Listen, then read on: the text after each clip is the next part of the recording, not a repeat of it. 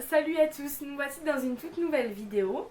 Pour changer, je vais parler des astuces et conseils pour trouver son stage et réussir, faire en sorte que votre stage vous apporte quelque chose.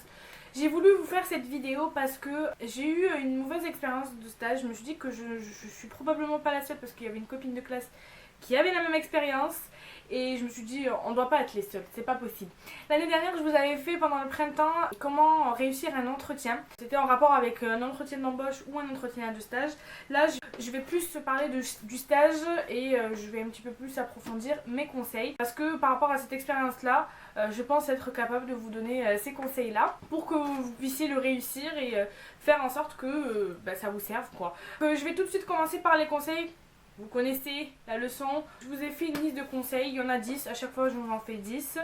Donc tout d'abord, c'est de s'y prendre à l'avance pour chercher son stage. Le plus tôt sera le mieux parce que comme ça vous allez avoir le choix, vous allez avoir le temps de trouver quelque chose qui vous corresponde, quelque chose qui convienne à votre formation ou à quelque chose, enfin n'importe, je sais pas dans quel cadre vous voulez faire un stage. Et voilà, comme ça vous allez avoir un choix au niveau de votre décision. Ensuite, c'est de prendre connaissance des modalités qui correspondent à votre formation, c'est-à-dire tout ce que votre formation, parce qu'en général je pense que les étudiants qui font des stages sont étudiants. Il faut savoir en fait les modalités parce que vous allez avoir un petit livret qui vont vous dire voilà dans le cadre de votre stage vous devez faire ci, ça, valider les compétences machin. Pour pouvoir en fait choisir la bonne entreprise parce que si vous choisissez, je sais pas, vous devez valider des compétences de négociation, comme par exemple par rapport à moi, par rapport à mon BTS, et que vous êtes finalement dans une fromagerie en train de fabriquer du fromage, il n'y a pas de négociation à part... il n'y a pas de négociation quoi. Donc voilà, c'est pour éviter ce genre de choses. Troisième conseil, au niveau de la recherche, de se construire en fait un plan. C'est-à-dire, déjà vous faites une liste de toutes les entreprises déjà que vous connaissez. Vous savez que ça rentre dans le cadre de votre stage. Voilà, donc essayez de faire un plan de votre tournée comme ça. Vous prenez 1, 2 jours, 3, 4 jours et vous faites ça. Et vous le faites intelligemment sans pouvoir partir d'un point A qui est ici, partir au point B qui est ici, puis revenir au point C ici. Enfin voilà, autant faire quelque chose dans l'ordre et ça vous permettra de perdre moins de temps. Et quatrième conseil, ça serait de faire appel à son entourage ou à son réseau, tout simplement parce qu'il n'y a pas mieux que le réseau, j'ai remarqué. Mais vraiment, vous pouvez trouver un bon stage, c'est juste votre réseau qui va vous aider. Si vous trouvez un stage par vous-même comme ça, je dis pas qu'il n'y en a pas, mais c'est rare de trouver vraiment un bon stage. En tout cas, moi, j'ai eu des expériences de stage pourries. Voilà. Ensuite, cinquième conseil, le jour de l'entretien, il faut s'assurer que l'entreprise ait bien compris l'enjeu de votre stage, que vous jouez finalement. Parce que moi, à mon dernier stage que j'ai fait, l'entreprise n'a pas compris en fait l'enjeu. Vraiment pas. Pourtant, j'arrêtais pas de leur dire et voilà. Ils ont absolument pas compris. Enfin, si, ils l'ont compris, je pense qu'ils l'ont fait exprès. Enfin, non, ils l'ont pas fait exprès. Mais je sais pas, ils avaient l'air de s'en foutre quoi. Donc voilà. En tout cas, c'est l'impression que ça m'a donné. C'est l'impression que ça a donné à mon entourage. Et l'impression que ça a donné à ma prof. Voilà. Ensuite, sixième conseil. C'est que il faut savoir que c'est pas parce que vous êtes stagiaire que vous n'avez pas votre mot à dire, tout simplement. Vous êtes stagiaire, vous avez votre mot à dire, c'est votre stage, c'est votre formation, vous avez votre mot à dire. C'est pas parce que vous n'êtes pas rémunéré, parce que finalement stage, je sais pas vraiment ce que c'est la définition d'un stage, mais en gros t'as pas de formation, enfin t'as pas de diplôme qui permet d'exercer ça, mais tu l'exerces quand même. Donc ça veut dire que t'as vraiment la capacité de le faire. Même si en fait le stage finalement ça va t'apprendre à améliorer cette capacité de le faire. Donc finalement t'es une personne comme les salariés, hein. Y a pas... Franchement c'est ça qui me saoule vraiment, c'est que en fait quand on est en stage, on n'est pas rémunéré, on vous traite comme un rien. Enfin c'est pas comme un rien, je sais pas comment m'exprimer, mais on vous traite d'une autre façon, c'est bizarre. Alors que si vous étiez rémunéré, hop, on vous traite très bien parce qu'ils savent que l'argent, enfin ils vont vous le donner, donc ils doivent se dire ah oui, vaut mieux qu'on la forme bien parce qu'elle va bien toucher à la fin, hein. Enfin voilà, je sais pas si vous voyez un petit peu, mais en gros voilà. Donc essayez de vous trouver des stages rémunérés, comme ça vous êtes sûr que vous arriverez à vos fins. C'est vrai que les stages non rémunérés, finalement les entreprises en profitent, mais vraiment même si vous avez de la gueule on va dire, ça sert à rien en fait. Donc voilà. Si vos missions dérapent, si tout ce que vous devez faire dérape au sein de vos stages, changez de stage sur le moment. Même si vous n'avez pas le temps, Prenez le temps de changer, même si par exemple vous êtes 2 mois, moi j'aurais dû faire ça, mais vraiment, au bout d'une semaine, je commençais à voir que ça allait être catastrophique. Et je suis restée là-bas 2 mois quand même, c'est énorme. J'aurais dû commencer à chercher un deuxième stage et j'aurais migré en fait. J'aurais dû faire ça, et j'aurais vraiment dû. Et franchement, je vous encourage à le faire si vous commencez à voir que vos missions dérapent et que vous avez beau leur dire que les gars, c'est pas ça c'est pas ça sur quoi on s'est entendu au début. Moi, je dois faire des choses, je voudrais que ça vous apporte quelque chose aussi. Donc voilà, c'est pas ça. Moi, je vous conseille vraiment de changer, de pas attendre la dernière minute parce que vous allez le regretter. Franchement, je le regrette et je souhaite pas que vous le regrettiez vous aussi. Voilà.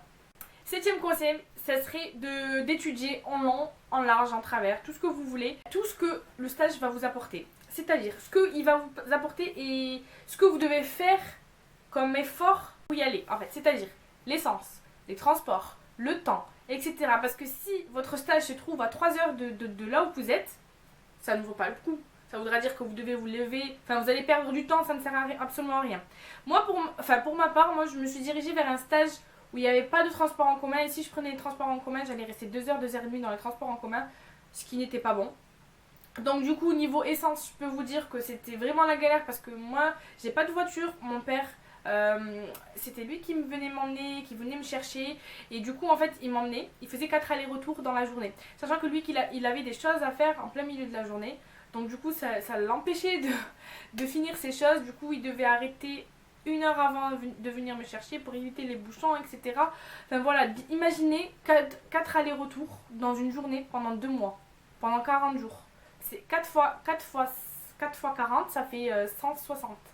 160 allers-retours, c'est horrible. C'est horrible, c'est horrible. Enfin, je vous donne mon exemple, mais je pense que vous pouvez avoir d'autres exemples. Donc voilà, rien que ça, c'est un stage non rémunéré en plus de ça. Et en plus de ça, je ne sais pas combien de mon père a gaspillé d'essence. 160 allers-retours, c'est à 40 km et plus, voire 50 km par jour. Parce que quand mon père partait et revenait, voilà. Pour vous dire, après il faut étudier aussi le lieu. Enfin, il y a plein de choses à étudier pour que vous puissiez rentrer dans vos comptes en fait. Parce que finalement, vous êtes étudiant comme moi, donc vous n'allez pas avoir, vous n'êtes pas la banque. Si vous êtes étudiant, vous n'êtes pas la banque. Donc voilà, essayez de voir au niveau de vos dépenses. Ensuite, ne vous précipitez pas pour choisir votre stage avant d'avoir étudié ce genre de choses là, parce que finalement si le stage n'est pas rémunéré et qu'en plus de ça vous allez plus en perdre en niveau d'argent qu'en gagner, et qu'en plus votre expérience, vous n'allez rien apprendre là-bas, c'est le top du top. 8e conseil, ça serait de noter tout ce que vous faites, c'est-à-dire tout ce qui est preuve. Ça c'est au niveau de votre présentation où vous allez passer devant votre jury. Gardez toutes les annexes. Ça va vous servir si vous allez devoir présenter votre projet devant un jury, comme je vous ai dit. Il faut tout garder de A à Z. Donc là, je vous ai parlé de comment choisir votre stage au début. Et là, c'est comment en fait faire en sorte que vous allez réussir votre stage au niveau de l'oral. Moi, personnellement, j'ai pas encore passé d'oral au stage par rapport à mon stage, mais je vais le faire bientôt. Je vais devoir inventer des choses, bien évidemment.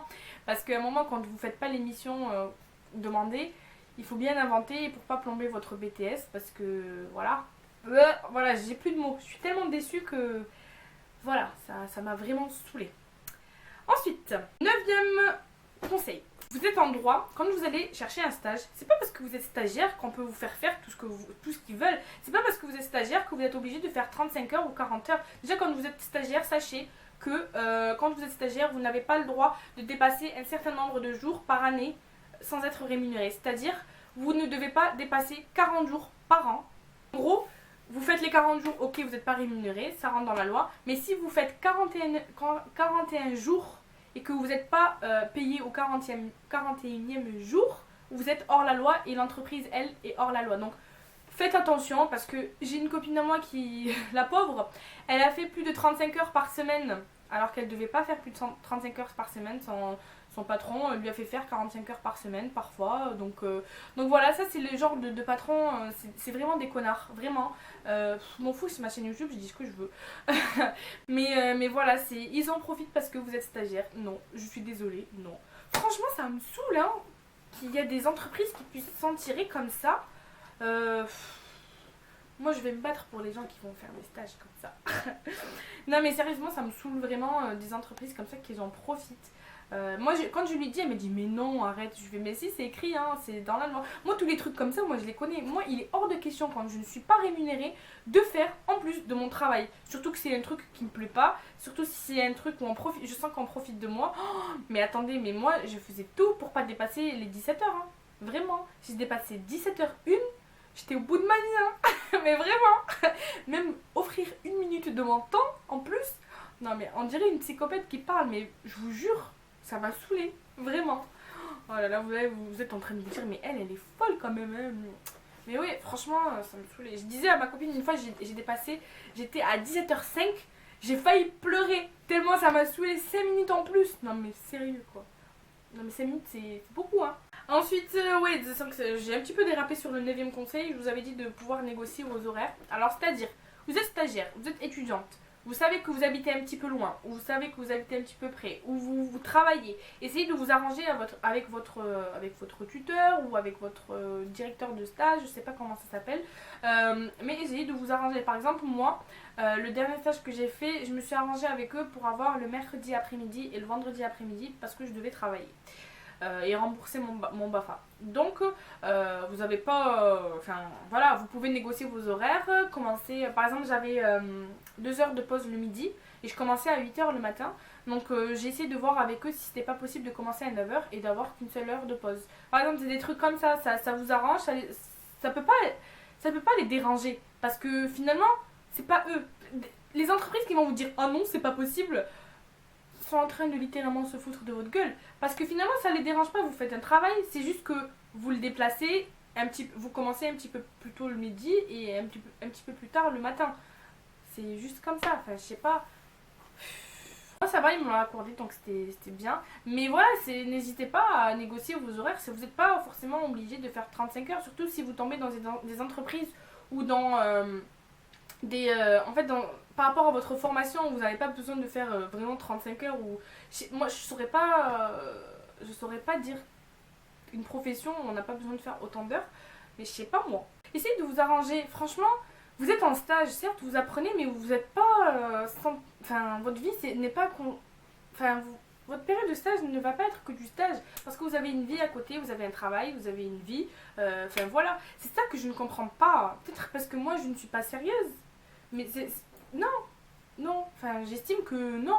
C'est pas parce qu'on est stagiaire qu'on peut nous faire n'importe quoi, qu'on est 100% disponible. Non, excusez-moi, j'ai une vie à côté. J'ai une vie. Ça m'énerve parce que je parle pas par rapport à forcément mon stage que j'ai eu. Ils ont été très compréhensifs par rapport à ça. Mais je parle par rapport aux autres personnes, par rapport à celles qui se font traiter comme presque des esclaves. Oui, parce qu'on est dans une société où il n'y a plus l'esclavage, mais des fois...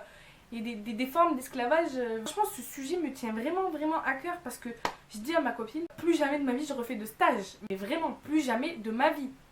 My God. Vraiment, vraiment plus jamais. Tous les stages que j'ai fait, j'ai eu que des mauvaises expériences. Enfin, le ressenti que j'ai eu, c'est que du mauvais.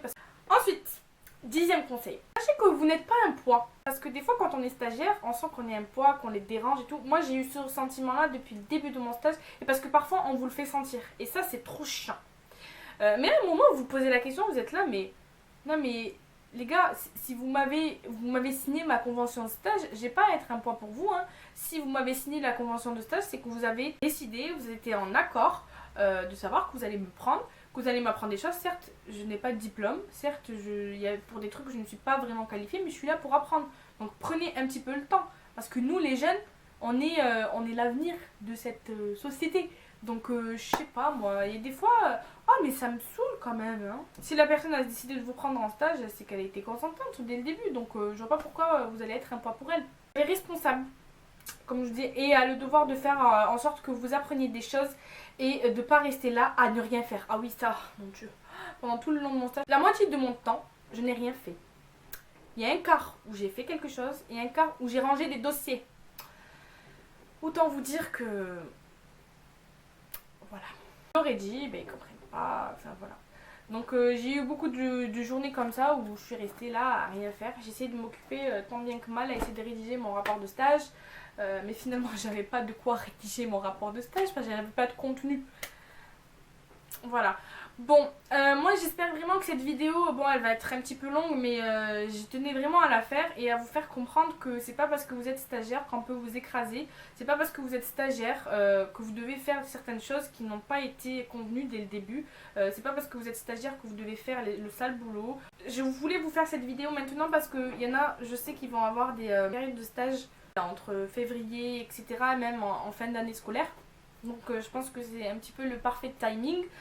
Mais voilà, je voulais vraiment vous faire cette vidéo parce que voilà, j'en ai marre. Révolution contre l'abus des stagiaires. Mais voilà. Moi je parle de mes stages. Il n'y a pas eu vraiment d'abus. Mais il y a eu des trucs qui m'ont plus agacé qu'autre chose. J'en ai fait part. Mais des personnes ils comprennent pas. On dirait qu'elles n'ont rien dans le cerveau. Mais c'est pas grave, je me dis que ce sont des expériences par lesquelles je dois passer dans la vie. Et au niveau de mes études, ça m'a cassé. J'ai perdu 2 mois. Franchement, pour moi, j'ai perdu 2 mois. 2 mois dans une année, c'est énorme. J'ai vraiment perdu 2 mois et ça me saoule. J'ai pas envie que d'autres personnes perdent 2 mois comme ça, voire 6 mois, parce qu'il y en a qui font des stages de 6 mois. Et si vous faites des stages de 6 mois à ne rien faire et à faire des choses qui sont hors sujet avec ce que vous avez convenu à votre stage, s'il vous plaît, arrêtez de souffrir. Vraiment parce que c'est horrible et faites-en part à vos professeurs. Je sais pas à qui en faire part, je sais pas, s'il y en a qui passent par Pôle emploi, je sais pas, faites quelque chose parce que il y en a marre quoi, il y en a marre. Donc voilà, j'ai fini mon coup de gueule. Voilà, j'en avais vraiment besoin et je voulais vous faire cette vidéo, je me répète, mais parce que je pense que je ne suis pas la seule à avoir vécu ça. Il y a des copines, il y a des trucs que je voulais dire aussi parce que je les ai observés. Et par rapport, enfin oui, parce que oui, je vous avais dit, j'observe beaucoup et ça m'inspire pour mes vidéos, la preuve. Donc j'espère vraiment que cette vidéo va vous aider, vraiment. Et que vous allez plus vous comporter comme vous le faites en croyant qu'un stagiaire, ils doivent faire de vous ce qu'ils veulent. Non, pas du tout. Donc voilà, je vous fais de très très gros bisous et je vous dis à très vite. Bye.